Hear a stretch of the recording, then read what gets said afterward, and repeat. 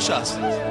میگه دخلت انا و فاطمه على النبي صلی الله علیه و سلم و وجدناه بکاء شدید.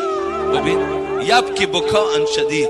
حضرت علی میگوید بار با همراه دختری حبیب خدا فاطمه. شما میدونید که حضرت علی داماد حبیب خدا بود، شوهر فاطمه دختر دوستدار حبیب خدا بود که میگوید در چهره از حبیب خدا هیچ دیگرگونی نداشت، بی نهایت با حبیب خدا مانند بودن.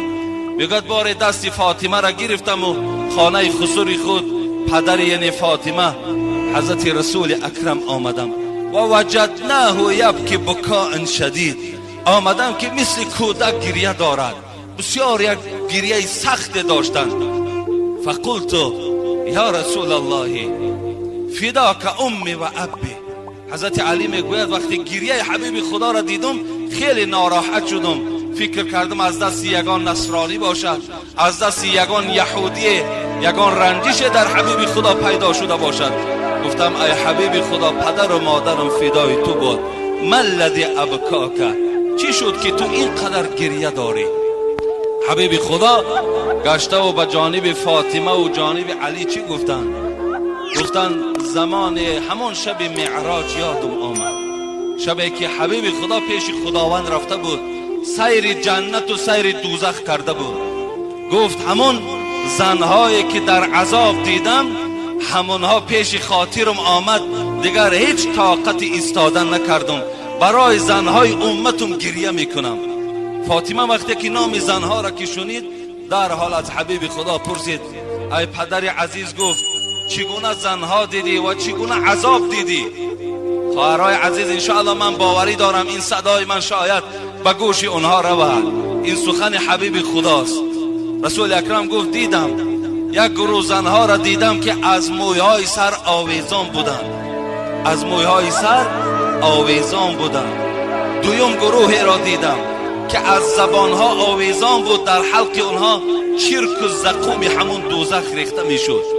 سوم طایفه را دیدم که پایهایشان براست سینه ها آمدگی و دستها در پس سر بستگی، مار و کژدم اونها را عذاب میداد. چهارم طایفه که دیدم فقط از سینه ها کشال بودند. پنجم طایفه دیدم سرها سری خوب بود، بدنها بدنی خر بود. لیکن هفتم طایفه که دیدم همگی زنها مثل سگ بودند. این حالت دیدم، عذاب اونها را دیدم. از جبرائیل پرسیدم ای جبرائیل این طایفه چی طایفه باشد و چی عذاب، از بحری چی اینها را خدا اینقدر عذاب بدهد؟ حبیب خدا را جبرائیل چی گفتن؟ اینها میبینی که از مویهای سر کشالند، اینها دخترهای هستند که در دنیا نام مسلمانی داشتن رای که رویمال نداشتن، اینها سرهای لوچ بودن. از مویهای زیبای اینها تا جایی که شوهرها راحت کنند مردهای بیگانه راحت میکردن.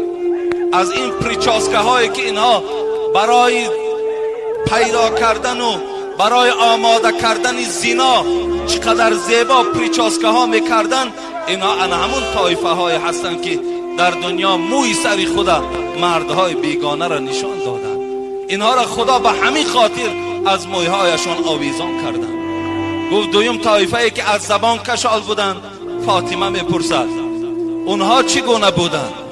حبیب خدا گفت اون زنهایی که از زبان کشال بودن و در حلق اونها زقوم و زرداب دوزخ ریخته میشد، زنهای بودن که با این زبان در دنیا شوهرها را آزار میدادند، با شوهرها جنگ و جنجال میکردند، شوهرها را لازم میشد دهن اونها گفتن نام میبردن. امروز جوانای ما اونقدر با ایمان شدن که از من سوال میدهد اگر زن گوید که در دهنت فلان کنم طلاق میشود یا نمیشود؟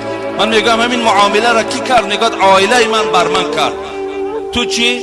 من توقت میکنم و صبر میکنم و زندگی با این زن میکنم و این زن تربیه میکنم. ببین این از زبان جوانهایی که امروز الحمدلله گویم که ایمان کامل دارن، از زبان همون جوانها صادر میشود. همین زنهایی که از زبان آویزانند، زن